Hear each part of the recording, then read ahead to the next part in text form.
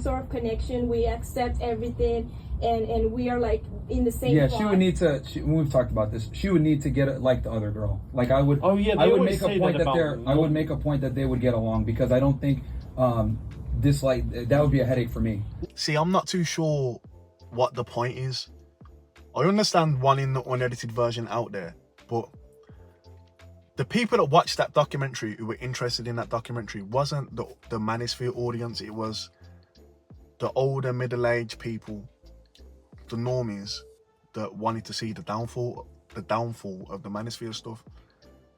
You releasing the unedited version versus the Louis documentary version doesn't matter. The only difference is a few facial expressions and a few little bit of awkward moments, but the things you're saying are the same things.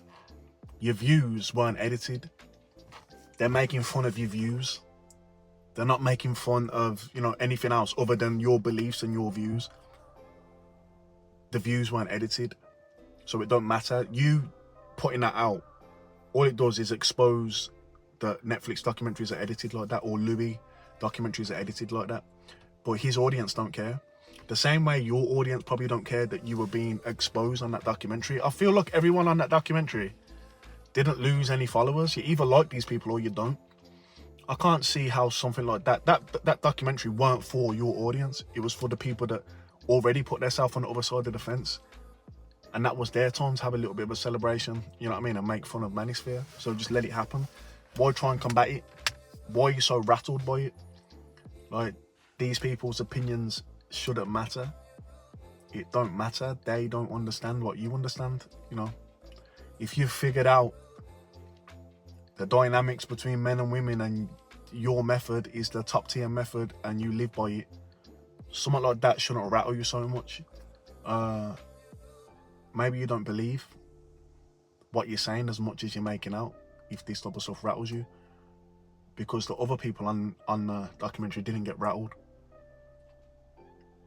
And I think the other people on the documentary are a little bit more of who they say they are, opposed to a Myron, who, you know, not to shit on Myron. But yeah, these influencers, at the end of the day, these influencers have got less influence, right? It's just the fact. Everything peaked. All of this type of stuff peaked. All of these different ideas are out there. Everyone's heard them. The people that resonate with it took it. The people that don't, the people that disagree with it, disagree with it. You can never convince the person that disagrees. He's made his mind up. He don't want to agree with it, even if he believes it deep down in his soul.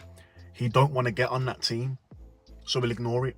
I made a video the other day on the male loneliness epidemic, basically saying it's all bullshit and loneliness is a large, you know, it's due to choice in a large way. And a bunch of people disagreed, but they couldn't tell me what they disagreed on. They couldn't, you know, debunk what I was saying, because they want to be lonely.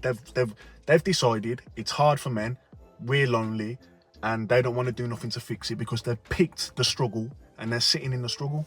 So it's the same thing with all this Manosphere, not Manosphere, alpha males, not alpha males, this is that, about these debates. People have picked their side and they're sticking to it. No one can expose anyone. All you can do is highlight what people have already said. You know, Myron putting out the full version don't really change nothing. You look like an idiot to the people that wanted you to look like an idiot. You look cool to the people that thought you were cool to begin with. That's it. I don't think anyone with common sense really thinks that Myron's some wizard with women. Do you know what I mean? This whole thing's manufactured. You know what I mean? Fair play to him. He's built an infrastructure where he's platforming the women, which allows the women to pedestalize him. So he gets some pussy out of that. But, you know, the real deal, he'll never have that. It's fine. It's a fair exchange. It's better not having the real deal than not having nothing at all. So these Manosphere guys, yeah, a lot of them are just guys that just didn't get pussy growing up, and now they've figured out a way to do it. But, you know, the type of women they're dealing with are, you know, OnlyFans models, or, you know, Miami escorts and all that type of stuff. But it's better than nothing. In their mind, it's free, it's a fair exchange.